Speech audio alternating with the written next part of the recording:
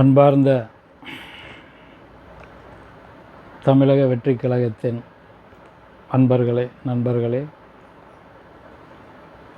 தமிழக வெற்றிக் கழகத்திற்கு வாக்களித்து தளபதியை முதலமைச்சராக்கிய சொந்தங்களே, உங்கள் அனைவருக்கும் அன்பேகலம் அருள்வாக்கு சித்தர் பீடம் ஈரோட்டிலிருந்து முதற்கண் நன்றி கலந்த வணக்கத்தை தெரிவித்துக் கொள்கிறேன்.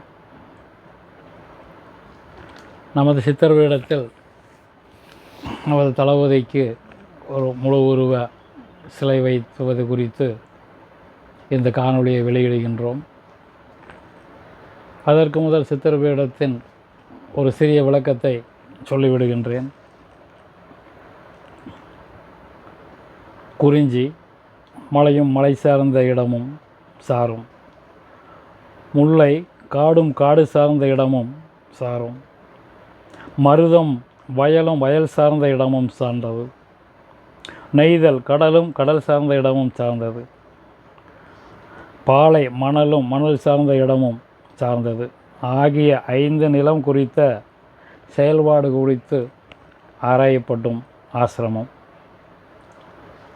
நீர், நிலம், ஆகாயம், நெருப்பு, காற்று ஆகிய 5 பஞ்சபூதங்களை பரிபாலிப்பவராகவும் நினைவு ஆலயமாகவும் சிவலிங்கம் வான் நோக்கிய வண்ணமும், பார்வதி தேவி கிழக்கு நோக்கிய வண்ணமும், பரமன் மேற்கு நோக்கிய வண்ணமும், விநாயகப் பெருமான் தெற்கு நோக்கிய வண்ணமும், முருகப்பெருமான் வடக்கு நோக்கிய வண்ணமும்,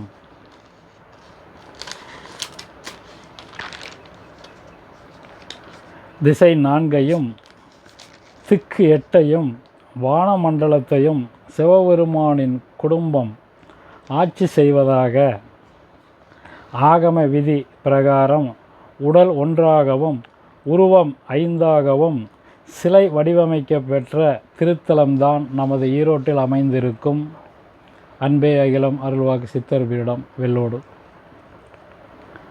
முருகப்பெருமானும் அகத்தியரும் தேரையரும் சித்தர் பீடத்தில் அருவமாகவும் உருவமாகவும் காட்சி அளித்து கொண்டிருப்பதை உலகமக அதிசயமாக தினமும் நிகழ்ந்து கொண்டிருப்பது சித்தர் பீடத்தின் தனிச்சிறப்பு.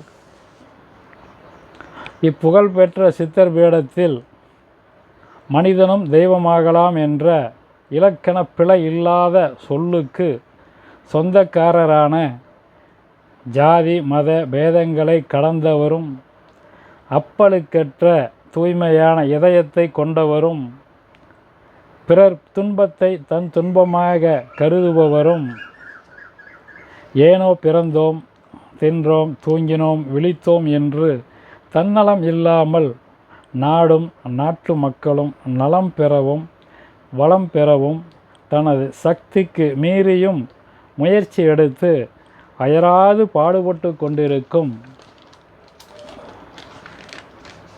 வரலாற்று சிறப்புமிக்க கோடான கோடி இதயங்களில் குடிகொண்டுள்ள எங்கள் இதயக்கனியாக தமிழக வெற்றிக் கழகத்தின் தலைவரும் தமிழகத்தின் முதல்வரும் சந்திரசேகரன் சோபாவின் புதல்வரும் ஆகிய மாண்புமிகு திரு ஜோசப் விஜய் என்னும் மாசற்ற மாணிக்கத்திற்கு எமது சித்தர் பீடத்தில் திருவுருவச் சிலை வைத்து அவர் மீது அன்பும் பாசமும் நேசமும் கொண்ட எண்ணற்ற பொதுமக்களுக்கு காணிக்கையாக்கி காட்சிப்படுத்த முடிவு செய்துள்ளோம்.